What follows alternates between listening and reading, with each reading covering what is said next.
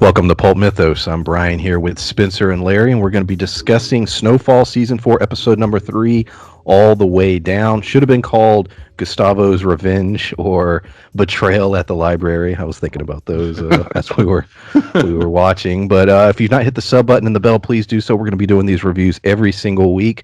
Hit that upvote. That really helps out the channel.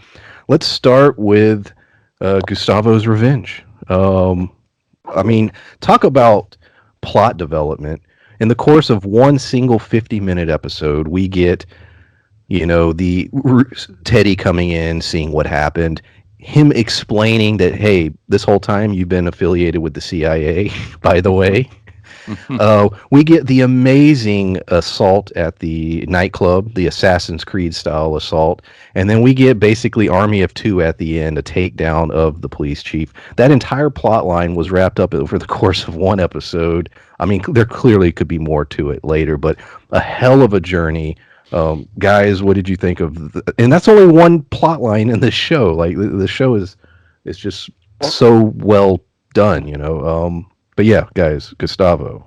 Go ahead, Larry. Thanks. Like I just want to say, like it felt a lot like love him or hate him. It felt like a Tarantino film. That part of the episode, it was pretty crazy. Like I'm only 3 episodes into this series. Like I still haven't gone back and watched as much as I want to. Like, but yeah, that was nuts, and yeah, like I definitely look forward to going back and seeing some of Gustavo's antics, which Spencer, you're probably way more aware of this. I'm sure, like, whether this is more in character for him or not. Like, was Gustavo always this badass? Because he was I was telling Brian, like that happens almost. It's like episode 1 or 2. There's a character who's not in the show anymore. Her name's Lucia. He loved Lucia. They were a couple, but her dad ran a lot of coke through Mexico, like a ton. And she was becoming a crime boss and, one of the bigger people. But, his whole point was he wanted money to run a lucha gym.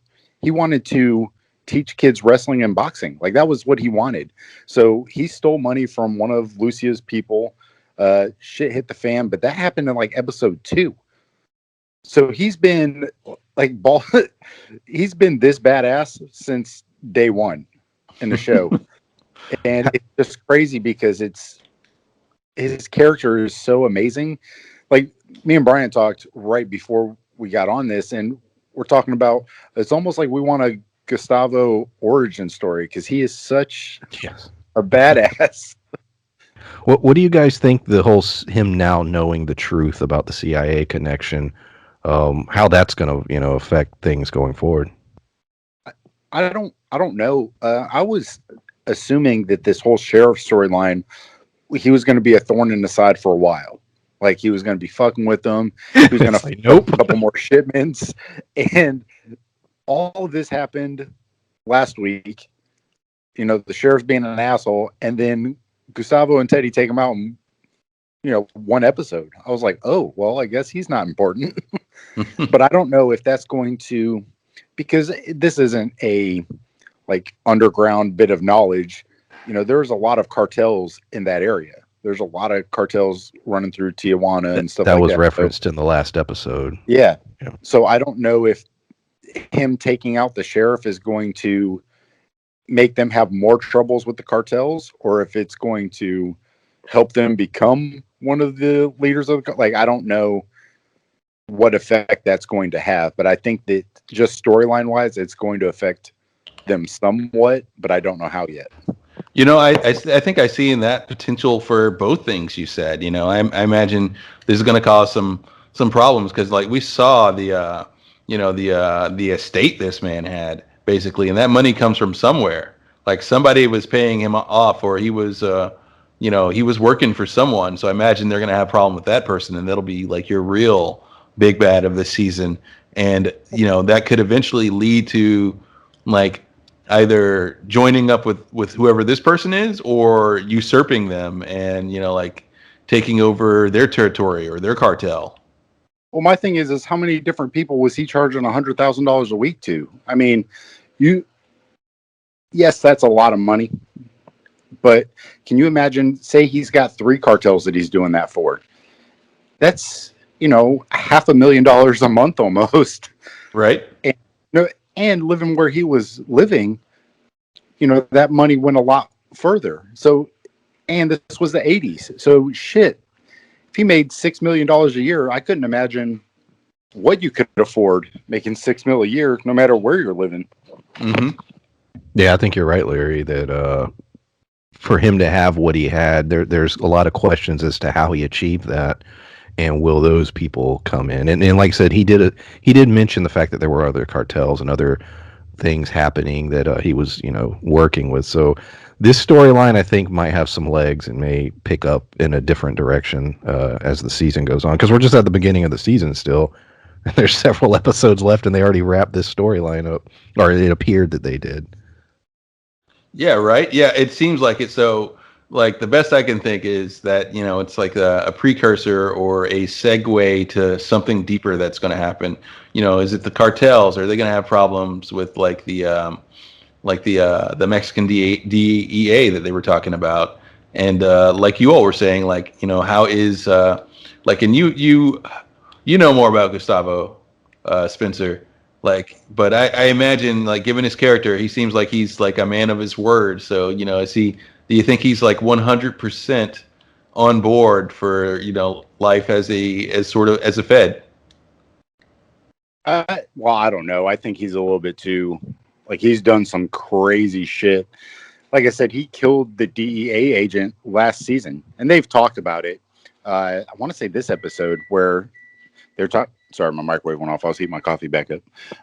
They were talking about the DEA agent that died. Gustavo was the one who killed her. Like, he shot her in the back of the head because she was pressuring Gustavo and basically talking shit to him because she was like, I'm going to take you guys down, blah blah blah, and he was like, okay. And then as soon as she turned around and walked away from him, he shot her in the back of the head, and then him and Teddy got rid of the body. So, like, he is. I don't want to say a loose cannon, but he doesn't take shit from anybody at all, no matter who they are. I don't think that he's a CIA material. I don't. that's a bit I of don't a. know. Well, maybe he might be the CIA hitman from here on out. I don't know. Yeah. Well, yeah, I was thinking, like, yeah, that might be a neat twist that given his experiences and everything, he may be more fit for that life than his partner in some ways. I don't know. That's the thing. Teddy, through seasons 1 through 3, he slowly became a bigger badass. But this one, even when he shot the gun off at Avi's guy, like, that's a new revelation for Teddy. And then this whole scene, they talk about he was in Iran. I know that sounded country as shit the way I just said that, but You say Tyrane. Tehran. Tyrane. I mean, I know how to spell it, but I'm not 100% sure how to pronounce it. Tehran. I think it's believe. Tehran, right? Yeah, but Yeah. they talk about that's where he was in the first season.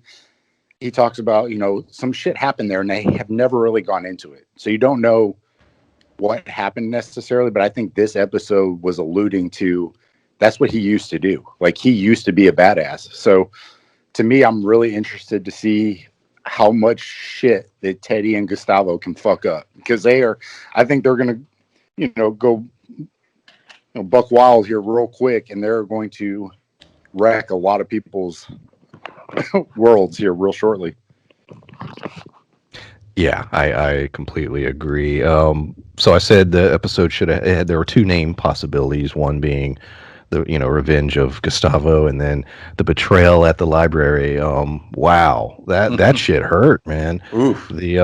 So Franklin, his mother is trying to make more connections in a legit way. So she's trying to get ties to this man named Paul Davis, who has a lot of real estate. He's really heavily tied to the mayor.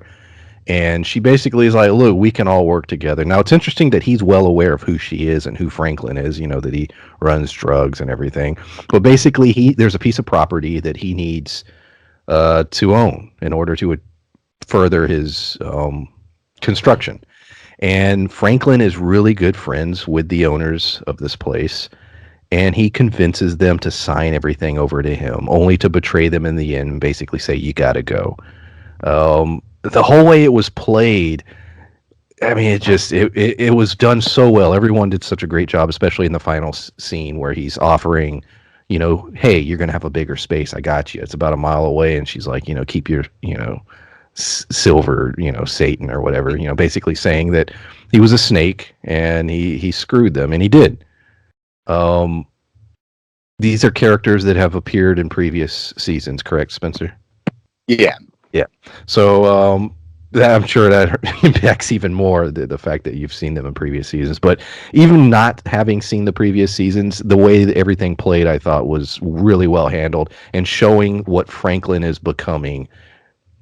Guys, what do you think about Franklin's rise to that coldness, to where he's doing what he needs to do in order to further his ambitions?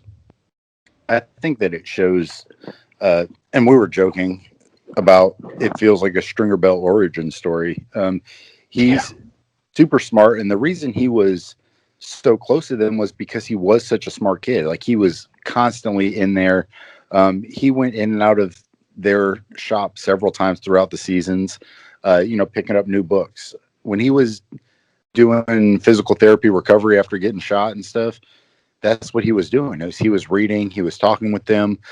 So to see him do that to them, it's anything to better his people, and he didn't consider them his people.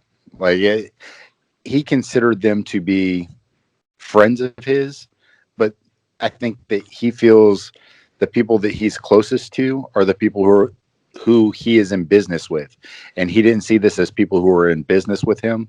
He's trying to be in business with the senator, governor, whoever it is that's trying to buy up all that property. And I think that that's who he was trying to be in business with. He didn't give a shit. He was willing to do whatever to those underneath him to get ahead.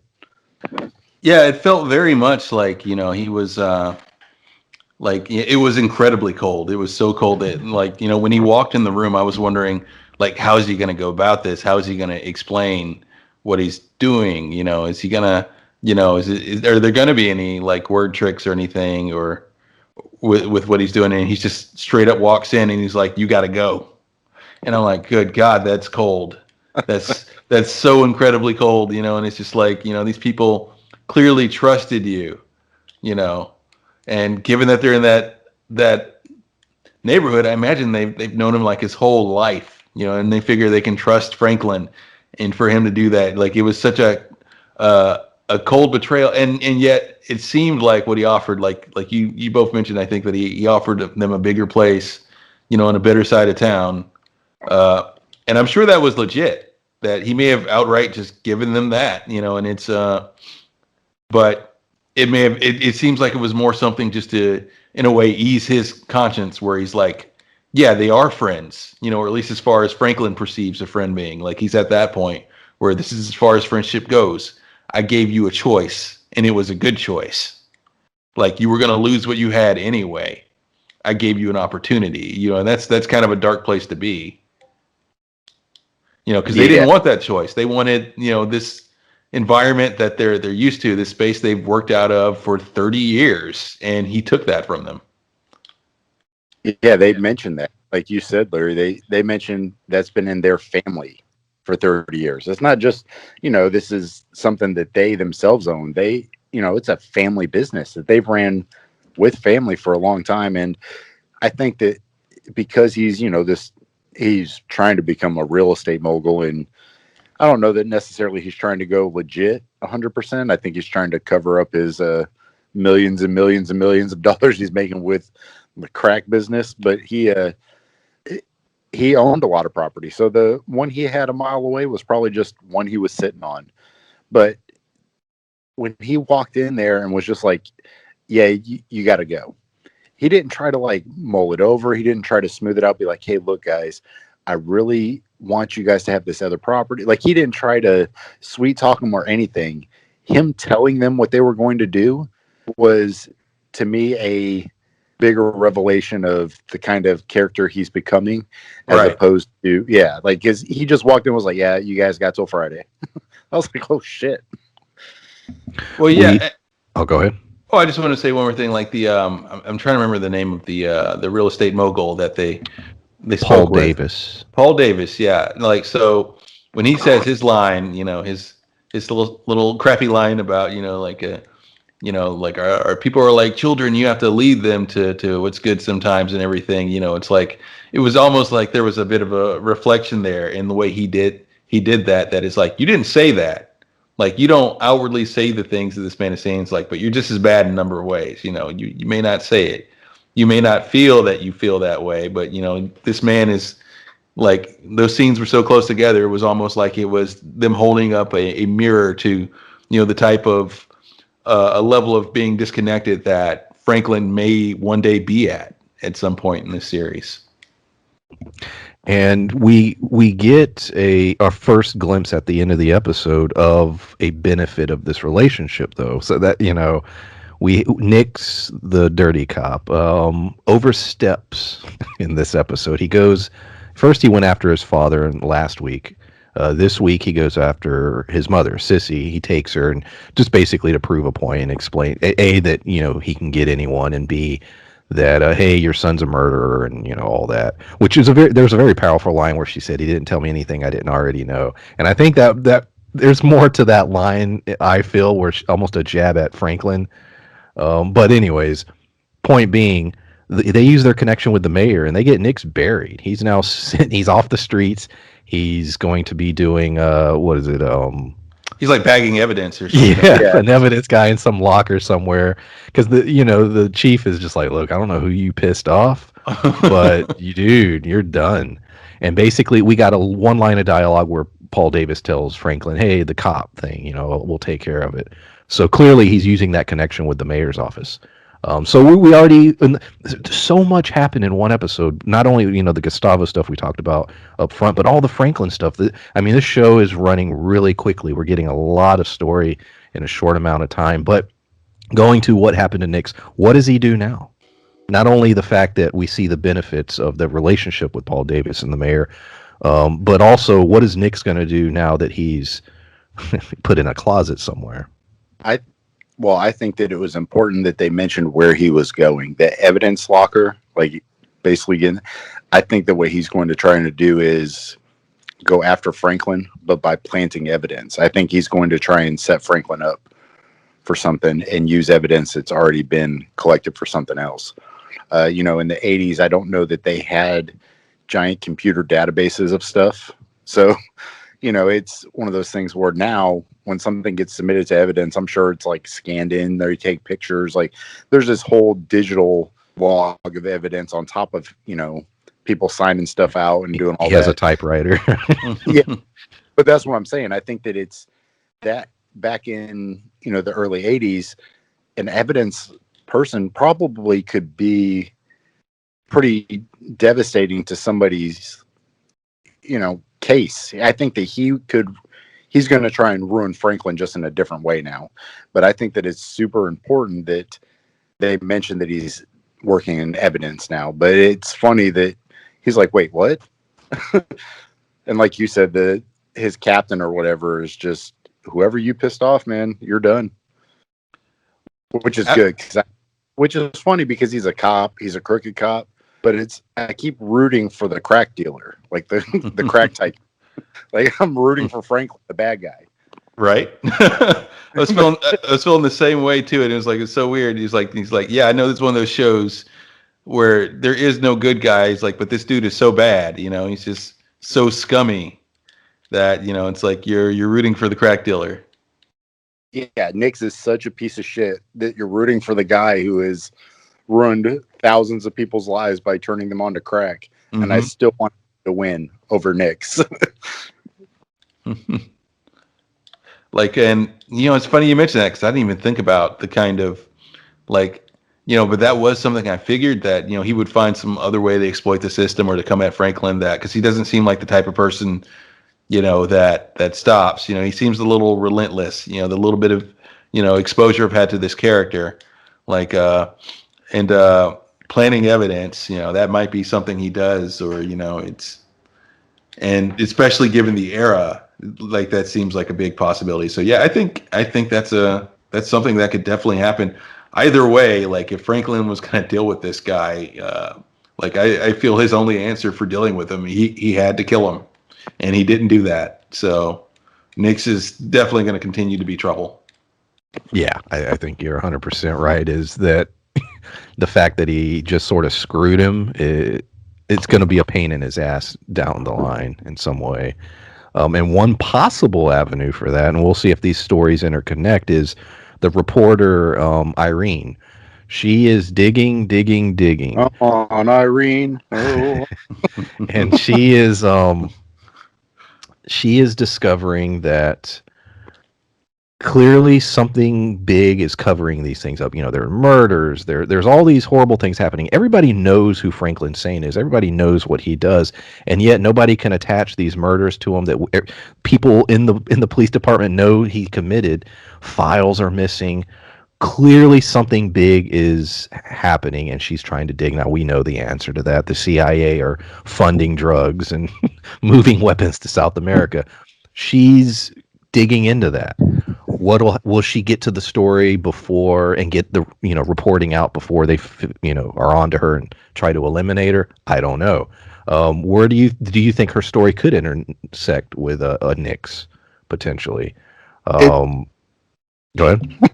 I was gonna say, it's almost like our government and organized crime have worked together on multiple occasions. No. What are you talking about? Crazy talk. Crazy talk. I mean, it's more out in the open now than it was in the 80s. It's one of those things where we as a nation can't be like, you know what, we are involved in funding these people, so they got to do it behind closed doors, but they still feel as though it's in the US's best interest. But when you look at Gustavo has a line about that when they're walking, and he's talking about your government funds drugs, and he's like, because I look at it like it ravaged areas. Crack did, cocaine in Miami. You know, all the blood that was spilled in cocaine in New York, Miami. These wars that these cartels and drug dealers were having. The effect that the drugs themselves, like the crack epidemic. I just watched a Netflix documentary. It was like, I think it was like an hour and 15 minutes long, but I watched that and I was like, damn, because I didn't know it called? Do you know? Called Crack. Oh, okay. It says crack, and then it's like the epidemic or something like that. And it's like an hour and 20 minutes. It's really good, but it just shows you, and this show does a great job of showing you how quickly it can completely devastate somebody's life. And by them bringing those kind of drugs and funding those kind of drugs, like yes, they may have helped Nicaragua or whatever in the 80s, but they decimated groups of people in different cities throughout the United States. And so to me, it's one of those things. Was it for the greater good? No, absolutely fucking not. It was an agenda that was accomplished, and at what expense. And I don't think that the expense of all of our people was worth. And that's the interesting way the story is told in this, is that like you said, Franklin is sort of our he's our protagonist, he's our lead character we're following, and yet he's a bad guy. And there's a lot of shows we talk about him on this channel all the time: Breaking Bad, The Wire, The Sopranos, where you're following the guy you should not like. mm-hmm. And but it's an interesting way to tell these kinds of stories. And like you said, Spencer, this shit really happened. Yeah, these characters are made up, but no, this happened in the United States. This is real shit, and this is a way to sort of show that world and explain sort of how it played out.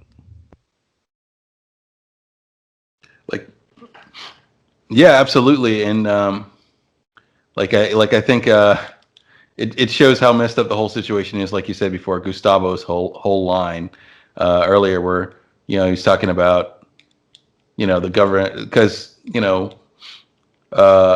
think it was a conversation that they were having about trust at the time and everything. And correct me if I'm wrong, but Gustavo's words were about trusting a government that's poisoning its own people with drugs, Yeah. like its own communities.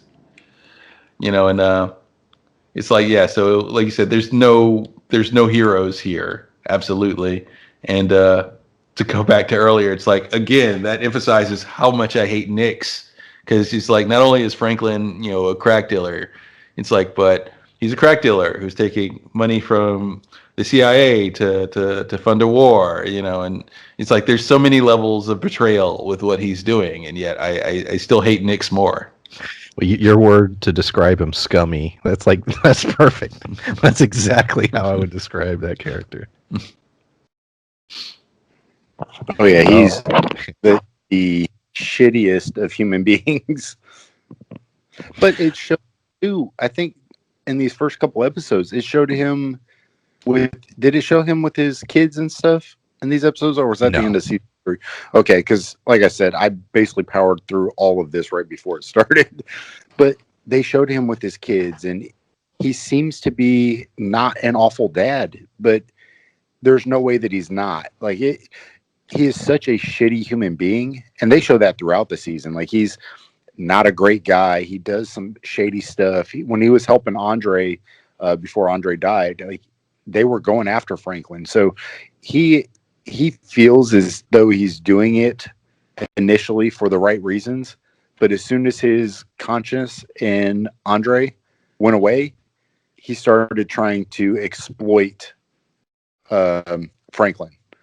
So to me, he was never a good person. If the person telling you not to be a shitty person goes away, and suddenly you turn to a piece of shit, like you're not a good person anyway. But And like exploitation, and that's what one of the themes of this series appears to be. Everybody's exploiting someone for their own personal gain. yes, Right. And I do love that conversation he had with Franklin, which I think shows where Franklin is, not just mentally, but his level of power that he's acquired as well, where Nix thinks he has him and he thinks he can continue exploiting him. And, they're at the diner and Franklin's like, I know you think you have something on me, and maybe you did 4 months ago, but then you decided to take a paycheck, you know? And it's like, and he basically threatens him by telling him to do his job, and paying for his meal. Yeah, he looks at him, like, fuck you. Yeah, right. You work for me now. Remember that. I'm paying you to do a job. Um, let's talk about another character that he only had one scene. It was real quick, but it was impactful. Manboy. He's talking. I'm glad you're going there. Oh yeah, he was talking to Jerome and Aunt Louie, or Aunt Lou, and Lou, right? yeah, Yeah. And it's like I said, it's a really quick scene. It's only, I think it's less than 2 minutes. But basically, he's just like, hey, remember how cool and great things were when Franklin wasn't around? Business was good, and now shit's getting all weird and crazy. He's trying to break up the empire, basically. He's doing exactly what they sort of were concerned about before when they were just trying to decide what side to take, Scully or a Manboy, because they said he's very ambitious and he wants to grow his stuff, and Franklin is sort of in the way. But he's clearly making moves, or at least flirting with the idea of having break up Franklin's empire. Manboy is going to be a problem, no question about it. How is that going to be solved? Is it going to be through blood? Potentially. But what do you guys think about that particular scene? well, like you said, the possibility of it ending in blood is very high, and I think that's what's going to happen because Jerome has shown that since the little gunfight and stuff, he really wants to just run Jam and Jerome's. He loved the drug game, but once he got enough money, like he wants to run his business now. He legit is like, I don't want to be in this life anymore. I don't want to constantly look over my shoulder. And, Louis is all about the money. And she wants money. So in this game, I think that she has more of Franklin's side in this, but I don't know that Jerome does. Jerome wants out. So if he sees a way out, I think that he may go for it. But I think on that note, that Manboy is going to cause division between Franklin's crew. And I think that Either I think one of Franklin's crew is going to die because of it, but I also think that Leon's going to take out Manboy because of it too. I think that's going to be the reuniting It's like of Leon. Peaches, no. Yeah, I think Leon and Franklin are going to be friends again, but it's going to be after Frank or after Leon takes out Manboy. I think he's going to let Leon do it because Leon wants to kill him so bad.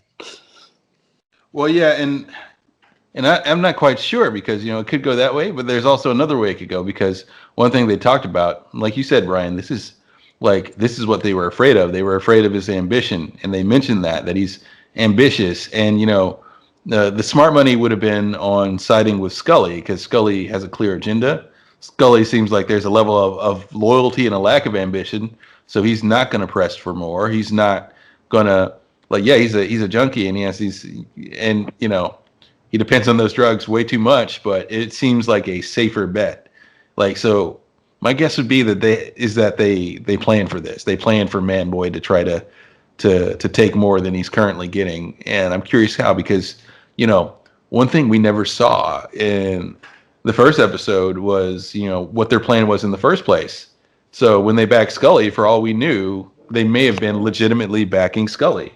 So I think there's more to the plan. I think Franklin's accounted for Manboy trying what he's trying right now in some way. I just can't. Like there's not enough pieces for me to say how at the moment. I don't disagree with you at all. I think Franklin has anticipated this, but there's also been times where Franklin it happens in all shows where the person who has the great plan doesn't share that great plan with everybody, and part of the plan get fucked up because of that. And I think that may be the case in this, because I do think that, like you said, I think that his plan was always to go not side with Manboy. I think that he knows the danger he is, and I think that he is going to take him out eventually. But in not sharing that plan, I think that it's going to fuck him over a little bit too. Or is Franklin so cold now that his plan was, that he knew he was going to lose a few pieces to win the game, and that's how he looked at it. Oh yeah. Could it be that sort of thing where this is a calculated loss on his part? Yeah. Yeah. I don't agree. Did either of you know what the Sherm was prior to this series? The Sherm? What that drug Sherm? I did not know. I didn't either. They were, talking about how, they basically just did weed and called it Sherm or whatever. And I had to look it up because I was like, what the fuck is that? It's weed mixed with PCP, which is what Scully's on. Oh, shit. Which is the reason, yeah. Oh, that's crazy. That's what he's dripping into his ear? Yep. Oh, that's nuts. I'm glad you brought up Scully. Scully is sort of the X factor here because we didn't see him in this episode. We know he's plotting revenge. He wants everyone. He wants Franklin dead. He wants Manboy dead. Leon's associated, so he probably wants him dead. Remember, some of Leon's crew's jumping ship because they're like, "Hey, Scully's coming." They're worried. That's referenced in this episode. So. Do you think these guys are all going to have to maybe ally to fight off Scully, or somebody going to work with Scully to take someone else out? Clearly, Scully's going to play into this in some way. I think that very well could be part of Franklin's plan. Is the sort of thing that he does want. He does want Scully sort of frantic and out to get everybody so that they willingly work with him. And, also it may be a two birds with one stone approach here because he may be, in the process, in the middle of this war, depleting Manboy's resources and his numbers so that, he can continue so that Manboy doesn't have enough, doesn't have the ability to come after what's Franklin's. I think that's a good point too, because you look at it this way: if he's able to basically take out Scully's resources, kind of deplete him, he'll become more reliant on Franklin and be even more loyal. All the while, like you said, depleting Manboy's resources as well. So now he won't have any ability to kind of rise up. So yeah, and they talk about it too. Not supplying any of those people with the drugs anymore. So that's going to help too. So like you said, this is a very deep plan, but we don't have all the pieces yet. But that makes for good storytelling. It makes us question what the hell's going on, which is not a bad thing. There's a young woman who I don't know the character's name.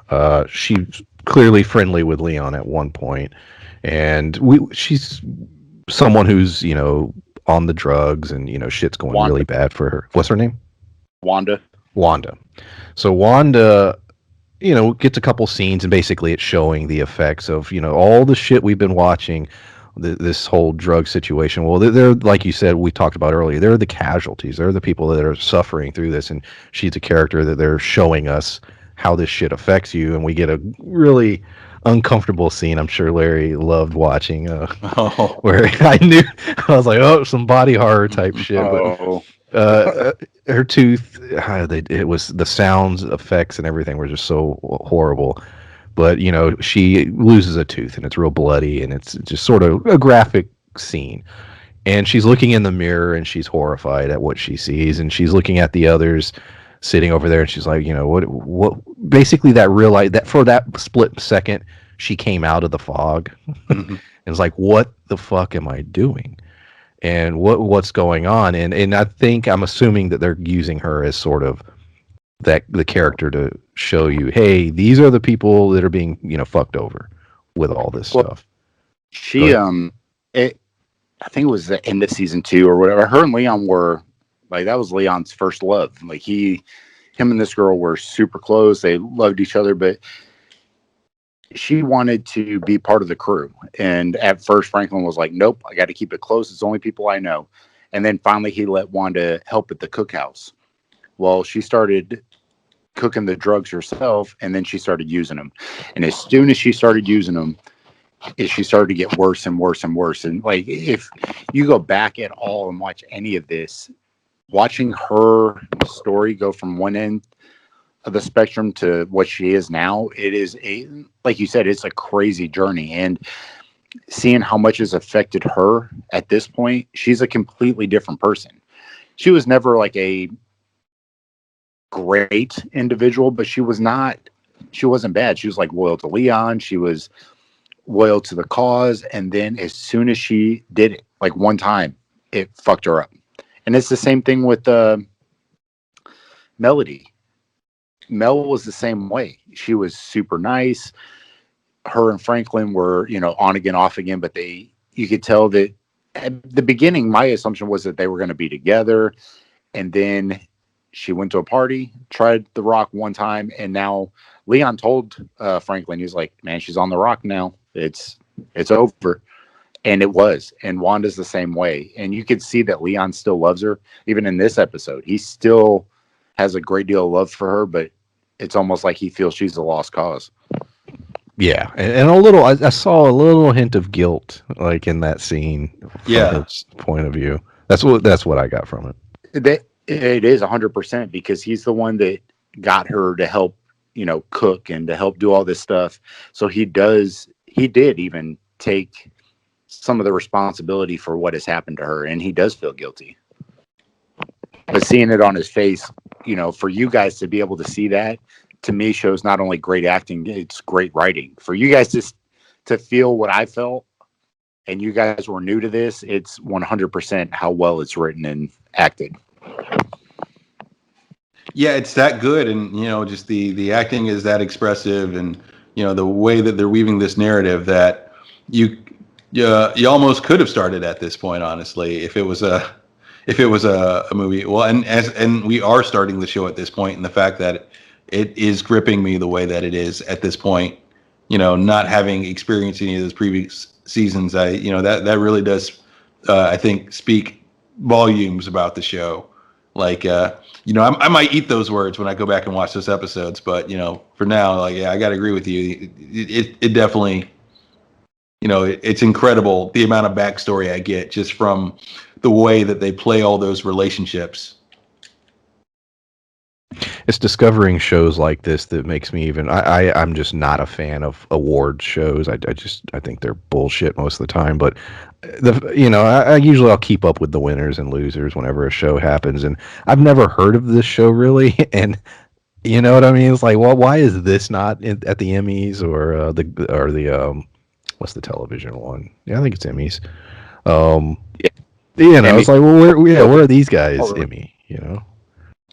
but Um, it's disappointing because I didn't have HBO in the early 2000s, so Oz, the Wire, these shows did not get enough credit, but they get a bunch of credit now.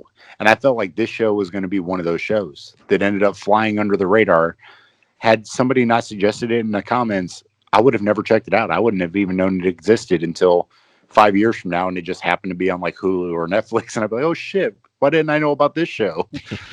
And it's a fantastic show. It's great writing.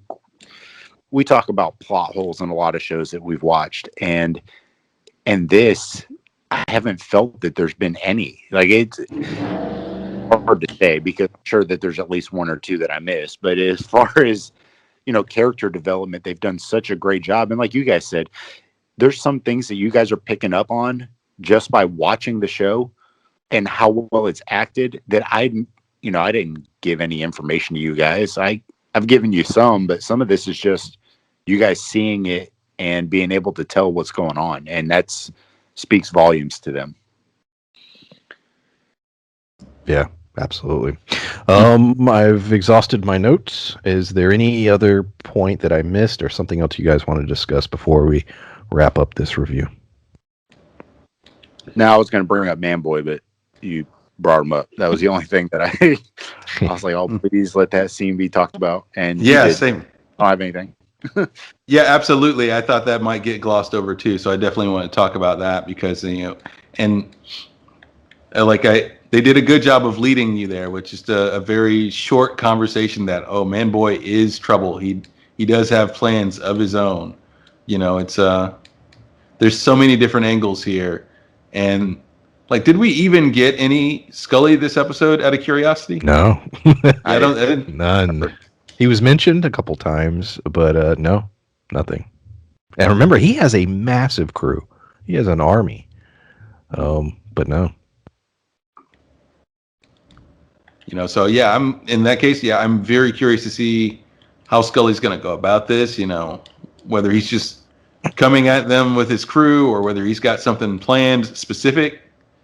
Like Spencer, you've got more experience with the character. Is he more of a planner or more of a person that just tries to get things done? Which one, Scully? Scully, like, yeah, when it comes down to something like this, would he be smart about it?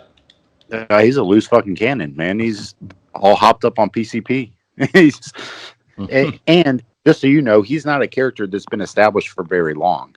They were looking for people to sell large amounts of cocaine to. That's because even Franklin has said it in the last couple episodes. He's talking about how he doesn't want to make crack anymore.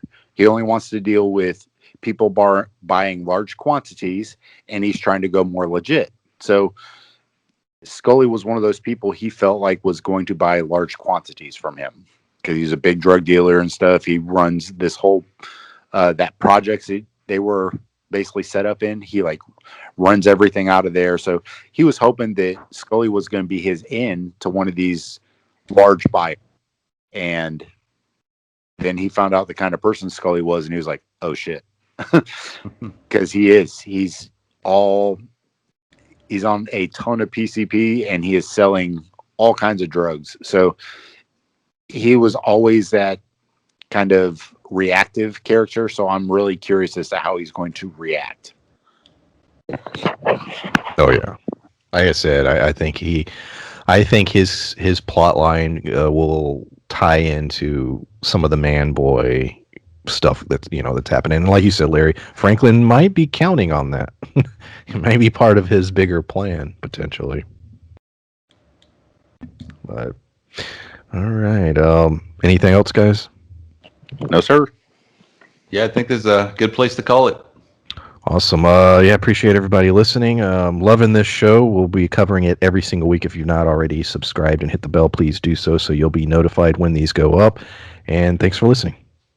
Bye. Bye.